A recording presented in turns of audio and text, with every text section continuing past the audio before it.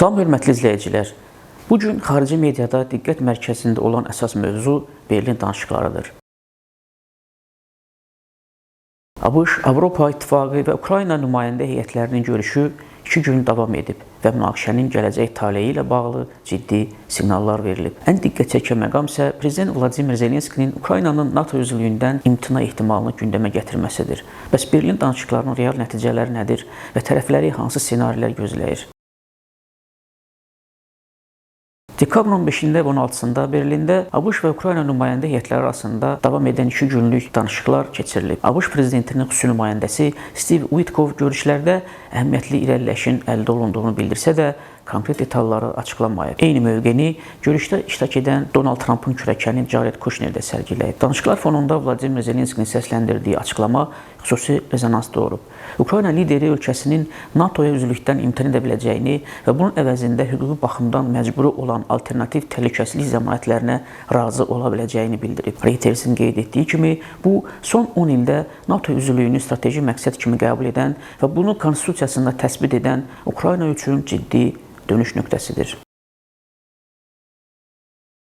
Əgər Kiyev alternativ təhlükəsizlik mexanizmlərinə razılaşarsa, bu Moskvanın əsas tələblərindən birinin yerinə getirilməsi demək olacaq.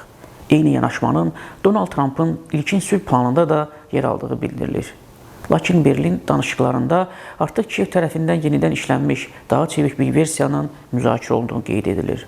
Avropa liderləri isə prosesi kritik mərhələ kimi qiymətləndirirlər. Finlandiya prezidenti Alexander Stubb bildirib ki, tərəflər 4 il ərzində heç vaxt indiki qədər münaqişənin sona yaxın mərhələsinə çatmayıblar. Onun sözlərinə görə hazırda 3 əsas sənəd üzərində iş gedir. Yenilənmiş 20 maddəlik sülh planına əsaslanan çərçivə sazişi, Ukrayna üçün təhlükəsizlik zəmanətləri və ölkənin iqtisadi bərpası proqramı. Bununla yanaşı, ərazi məsələsi hələ də açıq qalır və Kiyev atəşkəsin təmas xətti üzrə elan edilməsində israrlıdır. Politico yazır ki, Avropanın əsas məqsədi dəyişməz qalır. Vaşinqtonun təzyiqi altında Ukraynanın öz maraqlarına zidd şərtlərlə razılaşmasının qarşısını almaq. BBC isə bir neçə mümkün ssenarini önə çəkir. Onlardan birinə görə, ABŞ Ukraynanı razılaşmaya məcbur etmək üçün kəşfiyyat məlumatlarının paylaşılmasını dayandıra bilər. Digər ssenaridə Donald Trump'ın sülh prosesindən tamamilə geri çəkilməsi istisna olunmur. Avropalı tərəfdaşların isə Kiyevi maliyyə baxımından dəstəkləməyə davam edəcəyi daha real variant hesab olunur. Bunun üçün əsas mənbə kimi dondurulmuş Rusiya aktivləri göstərilir. Lakin bu məsələdə Avropa daxilində hələ də tam konsensus yoxdur. Qərarın dekabrın 18-də sammitdə verilməsi gözlənilir. Ukrayna cəmiyyətində də prosesə münasibət birmənalı deyil. Kiyev Beynəlxalq Sosiologiya İnstitutunun sorğusuna əsasən Ukraynalıların 75%-i Donbasdan qoşunların çıxarılması nəzərdə tutan sülh planına qarşıdır. Respondentlərin 63%-i isə müharibənin nə qədər davam edəcəyindən asılı olmayaraq müqavimət göstərməyə hazır olduğunu bildirib.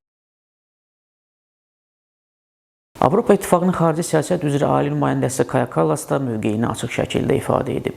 Onun sözlərinə görə Ukrayna sülhə hər zamankindən daha yaxın olsa da riskli kompromislərdən qaçmaq vacibdir. Kallas bildirib ki, Donbas son məqsəd deyil və hər hansı güzəşt gələcəkdə daha böyük təhlükələrə yol aça bilər. O vurğulayıb ki, təhlükəsizlik zəmanətləri kağız üzərində deyil, real hərbi qüvvə və imkanlarla təmin olunmalıdır.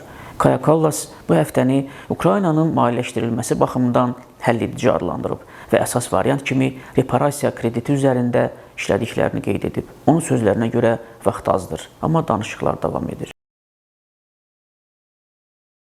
Beləliklə, Berlin danışıqları Ukrayna münaqişəsində yeni mərhələnin başlandığını göstərir. NATO məsələsində mümkün geri addım, təhlükəsizlik zəmanətlərinin forması və Avropanın maliyyə məsuliyyəti qarşıdakı günlər bu suallara cavab verəcək. Sülh ehtimalı heç vaxt bu qədər yaxın görünməsə də, risklər və ziddiyyətlər hələ də qalmaqdadır.